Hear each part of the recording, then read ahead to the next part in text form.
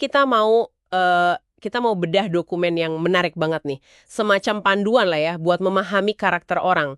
Bisa jadi berguna pas wawancara kerja atau mungkin pas bentuk tim gitu. Sumbernya ini dari kutipan karakter.pdf. Nah, misi kita simpel aja. Kita kupas 4 tipe dasar di dalamnya. Ada melankolis, sanguinis, terus koleris, sama plekmatis. Kita lihat ciri-cirinya, terus gimana sih cara ngenalinnya menurut dokumen ini? Oke, siap ya? Siap. Iya, menarik ini. Memahami tipe-tipe ini, seperti yang dokumen itu bilang ya, bisa kasih kita semacam kacamata lah buat ngelihat kecenderungan perilaku orang. Bukan buat ngasih label kaku gitu, tapi lebih ke, ya, memahami gimana mereka mungkin bereaksi atau berinteraksi di situasi tertentu.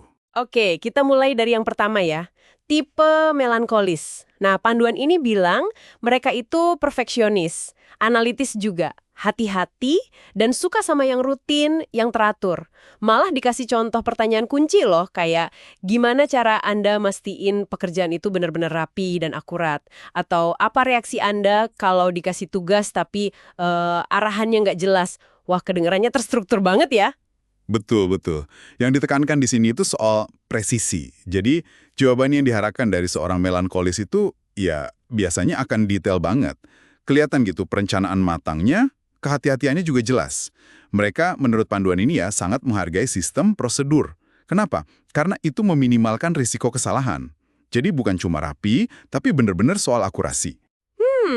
Oke. Nah, kebalikannya ini kayaknya. Kalau melankolis tadi fokus ke dalam, ke detail, tipe sanguinis ini, wah beda banget. Sumber bilang ini tipe yang ceria, komunikatif, ekspresif. Energinya tuh dapat dari sosialisasi. Contoh pertanyaannya juga beda nih. Biasanya gimana Anda bangun hubungan sama rekan kerja baru? Atau pernah nggak bikin suasana kerja jadi lebih seru? Beda ya, kerasa banget energinya? Kerasa banget bedanya. Jawaban sanguinis, ya, sesuai arahan sumbernya, itu cenderung penuh semangat, antusias. Mungkin ceritanya banyak ekspresif banget. Fokusnya jelas ke hubungan antar manusia ya. Gimana caranya bawa energi positif ke lingkungan. Sumber ini kayaknya emang mau nunjukin kontrasnya gitu antara melankolis yang internal dan sanguinis yang eksternal ini. Koleris namanya. Cirinya disebutin suka mimpin, ambisius, tegas, terus cepet ambil keputusan. Contoh pertanyaannya juga langsung to the point. Ceritain dong pengalaman mimpin tim, tantangannya apa? Atau Anda lebih suka nunggu instruksi atau langsung inisiatif? Wah, ini proaktif banget kedengerannya. Tepat, proaktif dan orientasinya ke hasil. Jawaban koleris, menurut panduan ini ya, sering nunjukin rasa percaya diri yang tinggi. Fokusnya itu gimana caranya mereka ngontrol situasi biar tujuannya tercapai. Ada keberanian buat ambil inisiatif, bahkan risiko. Dorongan buat bertindak, buat pegang kendali, itu kuat banget digambarin di tipe ini. Oke, tinggal satu lagi nih, tipe terakhir, plagmatis. Sumber deskripsiin mereka sebagai sosok yang tenang, pendengar yang baik, terus cenderungnya ngindarin konflik, suka stabilitas. Tapi uniknya di panduan ini nggak ada contoh pertanyaan spesifik buat plagmatis loh, cuma ciri-cirinya aja disebutin. Kira-kira kenapa ya? Nah, itu poin menarik. Mungkin karena plagmatis itu kan deskripsinya tenang, agak pasif, gitu ya.